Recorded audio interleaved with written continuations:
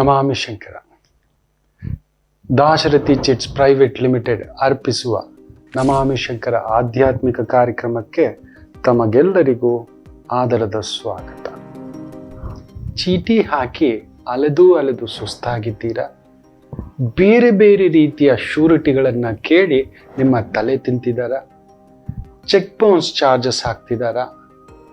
ನಿಮ್ಮ ಸಿಬಿಲ್ ಸ್ಕೋರ್ ಕೇಳ್ತಿದ್ದಾರಾ? Personal surety ಕೇಳ್ತಿದ್ದಾರಾ? ಗೌರ್ಮೆಂಟ್ ಶ್ಯೂರಿಟಿ ಕೇಳ್ತಿದ್ದಾರಾ? ಇಲ್ಲವೇ ಬಾಂಡ್ ಶ್ಯೂರಿಟಿ ಕೇಳ್ತಿದ್ದಾರಾ? ಇದು ಯಾವುದೂ ಇಲ್ಲದೆ ಒಂದೇ ಒಂದು ಸಣ್ಣ ಶ್ಯೂರಿಟಿ ಮುಖೇನ 30 ನಿಮಿಷದಲ್ಲಿ ಪ್ರಪ್ರಥಮ ಬಾರಿಗೆ ಭಾರತದಲ್ಲಿ ನಿಮ್ಮ ಚೀಟಿ ದುಡ್ಡು ನಿಮ್ಮ ಕೈಗೆ. ತಡ ಯಾಕೆ? ಹಿಂದೆ ಕರೆ ಮಾಡಿ ಈ ಕೆಳಗಿನ ಸಂಖ್ಯೆಗಳಿಗೆ. ನಮಾಮಿ ಶಂಕರ.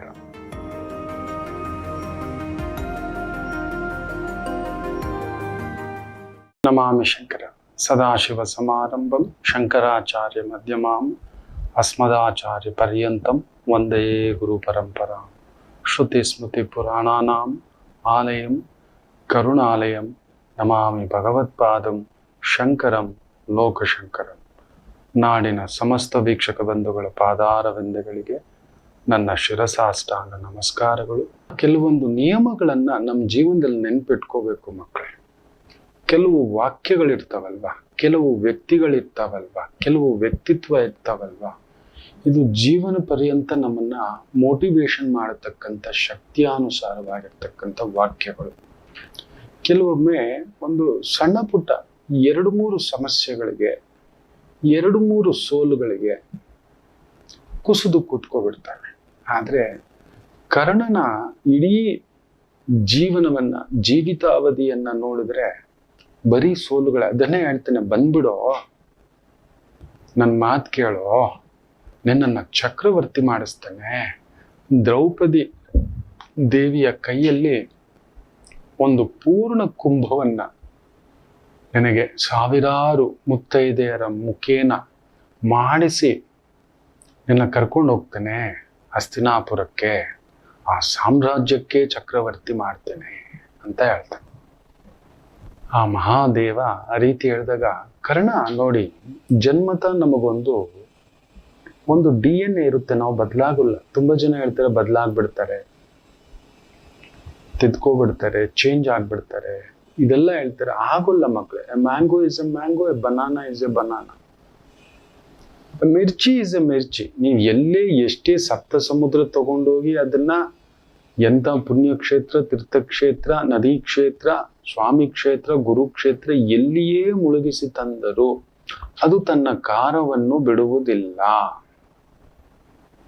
ಇದನ್ನು ನಾವು ತಿಳ್ಕೊಳ್ಳೋದೇ ಇಲ್ಲ. ವ್ಯಕ್ತಿಗಳು ಬದಲಾಗ್ತಾರೆ ಅನ್ನತಕ್ಕಂಥದ್ದು ನಮ್ಮ ಒಂದು ತಪ್ಪಾದಂತಹ ಒಂದು ಅಭಿಪ್ರಾಯ.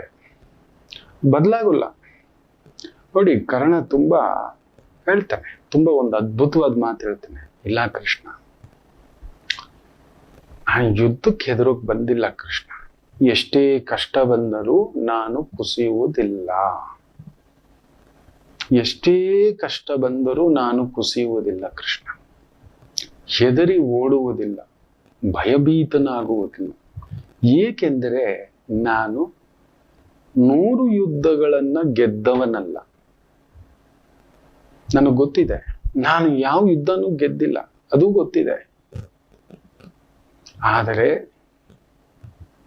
ಇದಕ್ಕೂ ಮೀರಿದಂಥದ್ದು ನಾನು ನೋಡಿದ್ದೇನೆ, 1000 ಸೋಲುಗಳನ್ನ ನೋಡಿದ್ದೇನೆ ಅಂತ ಹೇಳ್ತಾನೆ.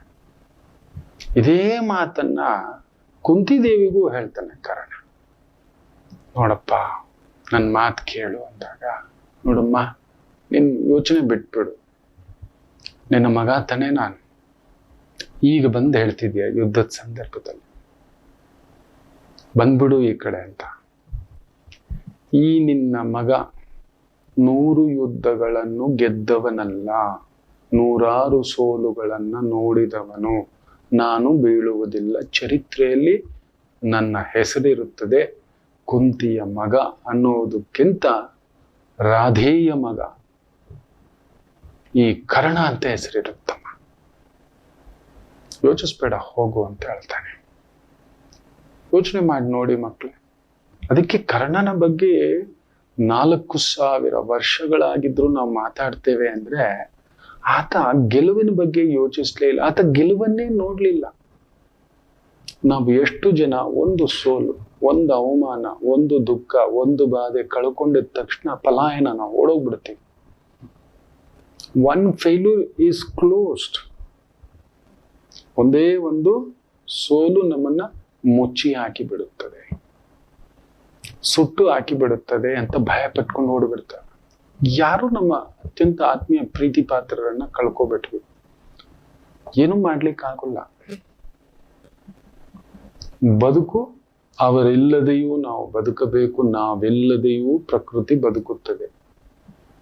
ನಮ್ಮ ಸೋಲಿಗೂ ಅದು ಕಾಯೋದಿಲ್ಲ, ನಮ್ಮ ಗೆಲುವಿಗೂ ಅದು ಕಾಯುವುದಿಲ್ಲ, ಯಾರಿಗೂ ಕಾಯುವುದಿಲ್ಲ. ಇದನ್ನ ಕರ್ಣ ಅರ್ಥ ಮಾಡ್ಕೊಂಡಿದ್ದ. ಅವನು ಅದನ್ನ ನೆಚ್ಕೊಂಡೇ ಅವನು ಬಂದಿದ್ದವನು. ತನ್ನನ್ನು ನೆಚ್ಚಿಕೊಂಡೇ, ತನ್ನನ್ನು ನಂಬಿಕೊಂಡೇ ಆತ ಯುದ್ಧರಂಗಕ್ಕೆ ಬಂದಿದ್ದು. ನೆನಪಲ್ಲಿ ಇಟ್ಕೊಳ್ಳಿ. ನೀವು ನಿಮ್ಮ ಮೇಲೆ ನಂಬಿಕೆ ಇಡಬೇಕು. ನಾನು ಭಾನುವಾರದ ಸಂಚಿಕೆಯಲ್ಲಿ ಹೇಳಿದ್ದೆ, ಬೆಳಿಗ್ಗೆ ಎದ್ದ ತಕ್ಷಣ ಒಬ್ಬ ಹೀರೋನ ನೋಡ್ತೀರಿ, ಅವನ ಮೇಲೆ ನಂಬಿಕೆ ಇಡಿ. ಅವನು 100 ಗೆಲುವು ನೋಡಿದಾನೋ ಇಲ್ಲೋ, ಖಂಡಿತ 10 ಅವಮಾನ ಅಪಮಾನ ನೋಡಿದಾನೆ. ಆದ್ರೂ ನಿಮ್ ಮುಂದ್ಗಡೆ ಬಂದು ನಿಂತ್ಕೊಂಡಿದ್ದಾನೆ, ನಿಮ್ಮ ಜೊತೆಯಲ್ಲೇ ಇದ್ದಾನೆ. ಅದು ಇನ್ಯಾರು ಅಲ್ಲ, ಅದು ಅವನೇ, ಅದು ನೀವೇ ಅಂತ ಹೇಳಿ. ಕರ್ಣ ಕೂಡ ಅದನ್ನೇ ಹೇಳೋದು. 100 ಯುದ್ಧ ಗೆದ್ದಿದ್ದೀನಿ ಅಂತ ಅವನು ಹೇಳೋದೇ ಇಲ್ಲ. 100 ಸೋಲುಗಳನ್ನ ನೋಡಿದ್ದೀನಿ, 100 ಅವಮಾನ ಅಪಮಾನ, 1-2. ಪ್ರತಿ ಹೆಜ್ಜೆಯಲ್ಲೂ ನಮ್ಮನ್ನ ಕೆಲವೊಂದು ಪರೀಕ್ಷೆಗಳು ತಂದೊಡ್ಡುತ್ತವೆ ಮಕ್ಕಳೇ, ತಂದೊಡ್ಡುತ್ತವೆ. ಬಿಡಬೇಡಿ. ಇನ್ನೊಂದಷ್ಟು ಪಕ್ವವಾಗಿ, ಇನ್ನೊಂದಷ್ಟು ಪಕ್ವವಾಗಿ, ಇನ್ನೊಂದಷ್ಟು ಪಕ್ವವಾಗಿ, ಇನ್ನೊಂದಷ್ಟು ಪಕ್ವವಾಗಿ, ಇನ್ನೊಂದಷ್ಟು ಪಕ್ವವಾಗಿ ಬದುಕು. ಅದೊಂದು ಆನಂದ, ಏನೂ ಆಗೋಲ್ಲ. ಅದು ಸೋಲಲ್ಲ, ನಿಮ್ಮ ಭ್ರಮೆ. ಯಾವುದು ನಿಲ್ಲಲ್ಲ. ನೀವು 100 ಯುದ್ಧ ಗೆದ್ದು ಬಂದರೂ ನೆನ್ಪಿಟ್ಕೊಳ್ಳಿ, ಇನ್ನೊಂದು ಯುದ್ಧ ಗೆಲ್ತೀರಿ ಅಂತ ನಂಬಿಕೆ ಇರಲ್ಲ. ಅದೇ 10 ಸೋಲುಗಳನ್ನ ಸೋತಿದ್ದು, ಬಿದ್ದಿದ್ದು, ಗಾಯ ಆಗಿದ್ದು, ಅವಮಾನ ಆಗಿದ್ದು, ಅಪಮಾನ ಆಗಿದ್ದು, ಮತ್ತೆ ಫೀನಿಕ್ಸ್ ತರ ಎದ್ದು ಬರ್ತಿರಲ್ವಾ, ಇನ್ನೊಂದು ಪ್ರಯತ್ನ ಅನ್ನತಕ್ಕಂಥದ್ದು ಇದೆಯಲ್ಲ, ಅದೊಂದು ಅದ್ಭುತ, ಅದೊಂದು ಅದ್ಭುತ. ಮೊನ್ನೆ ನೋಡಿ, ರೇಸ್ನಲ್ಲಿ ಬೆಲ್ಜಿಯಂ ಅಂತ ಅನ್ಕೋತೇನೆ, 2ನೇ ಸ್ಥಾನವನ್ನ ನಮ್ಮ ಭಾರತದ ಪತಾಕೆಯನ್ನ ಒಬ್ಬ ನಟ ತೋರಿಸ್ಕೊಡ್ತಾನೆ. ದುಬೈ ಚಾಂಪಿಯನ್ಶಿಪ್ ಅಂತೆ, ಇನ್ನೊಂದು ಚಾಂಪಿಯನ್ಶಿಪ್ ಅಂತೆ, 3rd ಪ್ಲೇಸ್, ಈಗ 2nd ಪ್ಲೇಸ್. 54ನೇ ವಯಸ್ಸಿನಲ್ಲಿ ಆ ರೇಸ್ಗೆ ಹೋಗೋಕ್ ಮೊದಲು ಮತ್ತೆ ಆಕ್ಸಿಡೆಂಟ್ ಆಗುತ್ತೆ. ಬೇರೆಯವರು ಆಗಿದ್ರೆ ಆ ಬೀಭತ್ಸ ಆಕ್ಸಿಡೆಂಟ್ಗೆ ಬಂದು ಗಾಡಿಲಿ ಕೂತ್ಕೊಳ್ಳೋಕೆ ಕೈ ಕಾಲು ಶೇಕ್ ಆಗ್ಬಿಡುತ್ತೆ. ಸೋಲುಗಳನ್ನ ಕಂಡವನು ಆತ, ಗೆಲುವುಗಳನ್ನಲ್ಲ. 25-30ನೇ ವಯಸ್ಸಿನಲ್ಲಿ ಓಡಿಸ್ಬೇಕಾದ ರೇಸು ಹುಡುಗ ಮಧ್ಯೆ ಒಬ್ಬ 55ನೇ ವಯಸ್ಸಿನಲ್ಲಿ, 54-55ನೇ ವಯಸ್ಸಿನಲ್ಲಿ ಸೋಲಿನ ಬಗ್ಗೆ ಯೋಚನೆ ಇಲ್ಲ, ಗೆಲುವಿನ ಬಗ್ಗೆ ಯೋಚನೆ ಇಲ್ಲ, ಐ ವಿಲ್ ಕಮ್ ಬ್ಯಾಕ್ ಅನ್ನತಕ್ಕಂಥದ್ದು. ಅವನ ಗುರಿ ರೇಸ್ ಆಡೋದೇ ಇತ್ತು, ಆಕ್ಟಿಂಗ್ ಮಾಡೋದಲ್ಲ. ಅದಕ್ಕೊಂದು ದೈವ ಒಂದು ರಂಗ ಕೊಡ್ತು. ಅದರಲ್ಲಿ ಹೆಸರು ಖ್ಯಾತಿ, ತನ್ನನ್ನ ತಾನೇ ತೊಡಗಿಸ್ಕೊಂಡು ಅಲ್ಲೋಗಿ ನಿಲ್ಲಿಸ್ಕೊಂಡಿದ್ದ. ಒಬ್ಬ 54ನೇ ವಯಸ್ಸಿನಲ್ಲಿ ನಮ್ಮ ಭಾರತದ ಪತಾಕೆಯನ್ನ ಹಾರಿಸ್ತಾನೆ ಅಂದ್ರೆ ಅವನಿಗೆ ಎಷ್ಟು ನಂಬಿಕೆ ಇದೆ ಅಂತ ನೆನಪಿಟ್ಕೊಳ್ಳಿ. ತನ್ನ ಮೇಲೆ, ನಿಮ್ಮ ಮೇಲೆಯೂ ಅಷ್ಟು ಚಿಕ್ಕ ಚಿಕ್ಕ ಗೆಲುವುಗಳಿರ್ತವೆ ಪುಟ್ಟ. ನನ್ನ ಮಾತು ಕೇಳಿ, ನಿಮ್ಮ ಜೀವನದಲ್ಲಿ ತುಂಬಾ ಚಿಕ್ಕದಾದಂಥದ್ದು, ಬೇರೆಯವ್ರಿಗೆ ಅದು ಚಿಕ್ಕದು, ಅದು ನಿಮಗೆ ದೊಡ್ಡದು. ಅದರಿಂದ ಆ ಸೋಲು ಅನ್ನತಕ್ಕಂಥ ಭಾವಾರ್ಥದಿಂದ ಹೊರಗಡೆ ಬನ್ನಿ. ನಾನು ಬಿದ್ದು, ಯಾರೋ ಅವಮಾನ ಮಾಡಿರ್ತಾರೆ, ಯಾರೋ ಚುಚ್ಚಿರ್ತಾರೆ, ನಿನ್ನ ಯೋಗ್ಯತೆ ಇಷ್ಟೇ ಅನ್ನತಕ್ಕಂಥದ್ದು ಹೇಳಿರುತ್ತಾರೆ. ಬೇಸರ ಪಡಬೇಡಿ, ಅವನಿರೋದೇ ಹಾಗೆ. ಒಬ್ರು ನಿಮ್ ಬಗ್ಗೆ ಮಾತಾಡ್ತಾರೆ, ಪರವಾಗಿಲ್ಲ. 2 ಮಾತಾಡ್ತಾರೆ, ಪರವಾಗಿಲ್ಲ. 10 ಜನ ನಿಮ್ಮ ಬಗ್ಗೆ ಮಾತನಾಡುತ್ತಿದ್ದಾರೆ ಹಿಂದುಗಡೆ, ಅಂದ್ರೆ ನೀವು ತುಂಬಾ ಮುಂದುಗಡೆ ಇದ್ದೀರಿ. 10 ಜನಗಳ ಮುಂದುಗಡೆ 100 ಜನ ಮಾತಾಡ್ತಿದ್ದಾರೆ, ಇನ್ನೂ ಮುಂದುಗಡೆ ಇದ್ದೀರಿ. 100 ಜನ, 1000 ಜನ ಇನ್ನೂ ಮುಂದುಗಡೆ ಇದ್ದೀರಿ. ಲಕ್ಷ ಜನ ಇನ್ನೂ ಮುಂದುಗಡೆ ಇದ್ದೀರಿ ಅನ್ನತಕ್ಕಂಥದ್ದು ಅರ್ಥ. ಅಂದ್ರೆ ಅಲ್ಲೊಂದು ಲಕ್ಷ ಜನಗಳ ಒಂದು ಅವಮಾನವಿದೆ, ಅಪಮಾನವಿದೆ.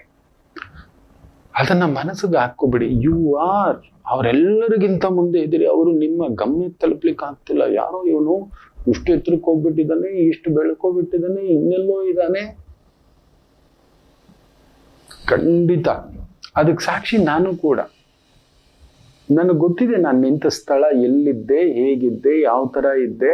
ಅದಕ್ಕೆ ಸದಾ ಜಗನ್ಮಾತೆ ಹತ್ರ ಪ್ರಾರ್ಥನೆ ಮಾಡ್ತಿದ್ದಾಗ ಹೇಳ್ತಾನೆ, ಅಮ್ಮ ನಾನು ಯಾರು ನಿನಗೆ ಗೊತ್ತಿಲ್ವಾ? ಲೋಕವೆಲ್ಲ ಇವತ್ತು ಈ ರವಿಶಂಕರನ್ ನೋಡ್ತಿದೆ, ಈ ವಿದ್ಯೆಯನ್ನು ನೋಡ್ತಿದೆ, ಈ ರಸವಿದ್ಯೆಯನ್ನ, ಮಹಾವಿದ್ಯೆಯನ್ನ ನೋಡ್ತಿದೆ. ಎಲ್ಲಿದ್ದೆ? ಇದೆಲ್ಲವೂ ನಿನ್ನ ಕರುಣಾ ಕೃಪಾ ಕಟಾಕ್ಷವೇ. ನಿನ್ನ ಆಜ್ಞೆ ಇಲ್ಲದೆ, ನಿನ್ನ ದೃಷ್ಟಿ ಇಲ್ಲದೆ ಆಗುವುದಿಲ್ಲ. ಇದೆಲ್ಲವೂ ನಿನ್ನಿಂದ ಮಾತ್ರವೇ ಅಂತ ನನಗೆ ಗೊತ್ತಿದೆ. ಅದಕ್ಕೆ ಆಗಾಗ ಹೇಳ್ತಿರ್ತಾನೆ, ಹಮ್ ಗಲ್ಲಿ ಪೇ ನೈ, ಹಮ್ ದಿಲ್ಲಿ ಪೇ ನೈ, ಹಮ್ ಉಸ್ಕೋ ಪಾರ್ ಕರ್ ಚುಕೆ ಅಂತ ಹೇಳ್ತಿರ್ತಾನೆ. ಸಾವಿರ ಸೋಲುಗಳು ನೋಡಿ ಬಂದವನಿಗೆ ಗೆಲುವು ಏನೇನೂ ಅನ್ಸಲ್ಲ. ನೆನಪಿಟ್ಕೊಳ್ಳಿ, ಅವನಿಗೆ ನಂಬಿಕೆ ಇಲ್ಲ, ಗೆಲುವಿನ ಮೇಲೆ ನಂಬಿಕೆ ಇಲ್ಲ, ಅದರ ಬಗ್ಗೆ ಅವನಿಗೆ ಅವಗಾಹನೆ ಇಲ್ಲ. ಅದೊಂದು ನಿತ್ಯಾಗ್ನಿಹೋತ್ರರು ಅಂತ ಹೇಳ್ತಾರೆ.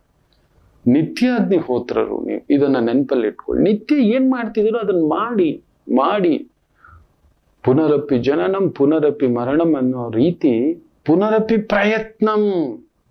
ಬೇರೆ ಇನ್ನೇನು ಯೋಚನೆ ಮಾಡಬೇಡಿ. ಮತ್ತಷ್ಟು ಪುಡಿದೆದ್ದು ಬನ್ನಿ. ಈ ಬಾರಿ ಇಲ್ಲಿ ಬಿದ್ದಿದ್ರಿ ಅಲ್ವಾ, ಈ ಬಾರಿ ಆ ಏಟು ಬೀಳದ ಹಾಗೆ ಕೈ ಈ ತರ ಅಡ್ಡ ಹಿಡ್ಕೊಳ್ಳುವಂಥದ್ದು ಪ್ರಾಕ್ಟೀಸ್ ಮಾಡಿ.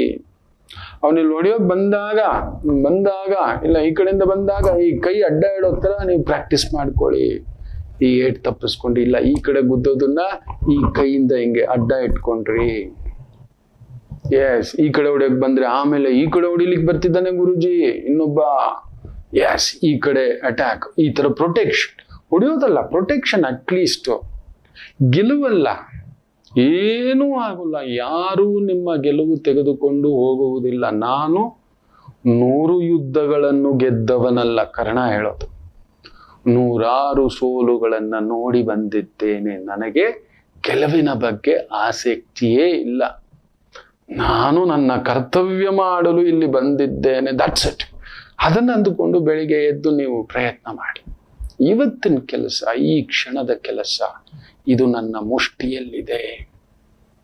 4000 ವರ್ಷಗಳ ಹಿಂದುಗಡೆಯೇ ಕರ್ಣ ನಮಗೆ ಈ ರೀತಿ, ಕೃಷ್ಣ ನಿನಗೆ ಗೊತ್ತಿಲ್ದಿರೋದೇನಿದೆ ಪರಂಧಾಮ.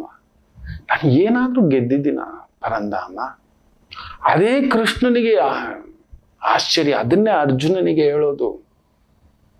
ಮಠ ಮಧ್ಯಾಹ್ನ ಮಾರ್ಥಾಂಡ ಸ್ವರೂಪವಾಗಿ ಯುದ್ಧ ಮಾಡ್ತಿದ್ರೆ ಆ ವಿಜಯ ಅನ್ನತಕ್ಕಂಥ ಆ ಒಂದು ಬಿಲ್ಲನ್ನ ಇಟ್ಕೊಂಡು ಪರಶುರಾಮರಿಂದ ಪಡೆದಂತ ಈತನ ಹತ್ರ ಆದ್ರೂ ಗಾಂಡೀವ, ಪರಶುರಾಮರೇ ಕೊಟ್ಟಿರತಕ್ಕಂಥ ವಿಜಯ ಅನ್ನತಕ್ಕಂಥ ಬಿಲ್ಲನ್ನು ಇಟ್ಕೊಂಡು ಯುದ್ಧ ಮಾಡ್ತಿರ್ಬೇಕಾದ್ರೆ ಅವನನ್ನು ನೋಡೋ ಅರ್ಜುನ, ಅವನನ್ನ ನೋಡು.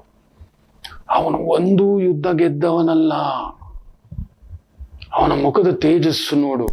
ಕಿಂಚಿತ್ ಕುಂದಿದೆಯಾ?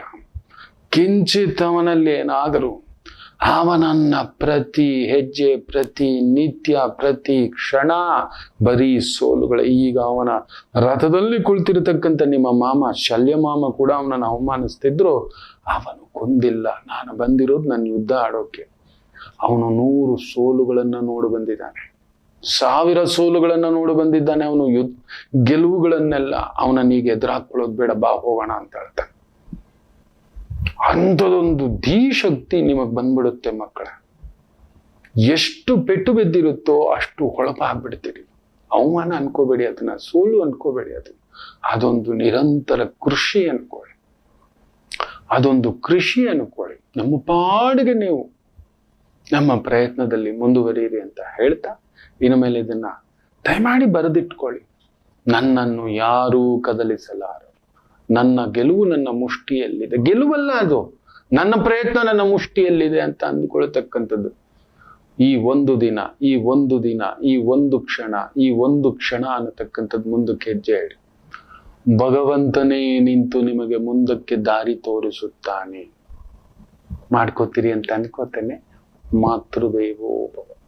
ನಮಾಮಿ ಶಂಕರ. ಕಟಕ ರಾಶಿಗೆ ಯಾವಾಗಲೂ ಕುಟುಕ್ತಲೇ ಇರುತ್ತೆ ಜೀವನ. ಒಂದ ಸಂಗಾತಿ ಇಲ್ಲ ಮಕ್ಕಳು. ಹಾಗೆ ಮೀನ ರಾಶಿಯವರಿಗೆ ಒಂದು ತಂದೆ ಇಲ್ಲ ತಾಯಿ, ಇವರಿಂದ ದೂರ ಇರ್ತೀರಿ, ಇಲ್ಲ ಹತ್ರಕ್ಕೆ ಹೋದಷ್ಟು ನೋವು ತಿಂತೀರಿ. ಅನುರಾಧ ನಕ್ಷತ್ರಕ್ಕೆ ಯಾವಾಗಲೂ ಅನುರಾಧ ದೋಷವೇ. ಯಾಕೋ ಜ್ಯೇಷ್ಠ ನಕ್ಷತ್ರದವ್ರಿಗೆ ಮದುವೆ ವಿಚಾರದಲ್ಲಿ ಅಲ್ಲೊಂದು ಯುದ್ಧವೇ. ಇನ್ನು ಕನ್ಯಾ ರಾಶಿ ಕೇಳಲೇಬೇಡಿ, ಕಣ್ಣೀರು ತಪ್ಪಿದ್ದಲ್ಲ. ಯಾಕೆ ಇಷ್ಟೆಲ್ಲ ಕನ್ಫ್ಯೂಷನ್ ತಿಳ್ಕೋಬೇಕಾ? ಫೋನಿನ ಮುಖಾಂತರವೇ ನಿಮ್ಮ ಸಮಸ್ಯೆಗಳಿಗೆ ನಾವು ನಿಮ್ಮ ಜೊತೆ ಇದ್ದು ಪರಿಹಾರ ಕೊಡ್ತೇನೆ. ನಾನು ನಿಮ್ಮ ಪ್ರೀತಿಯ ರವಿಶಂಕರ್ ಗುರೂಜಿ. ಈ ಕೆಳಗಿನ ಫೋನ್ ಸಂಖ್ಯೆಗೆ ಕರೆ ಮಾಡಿ ನಿಮ್ಮ ಪ್ರಶ್ನೆಗೊಂದು ಉತ್ತರ ಪಡೆಯಿರಿ. ನಮಾಮಿ ಶಂಕರ.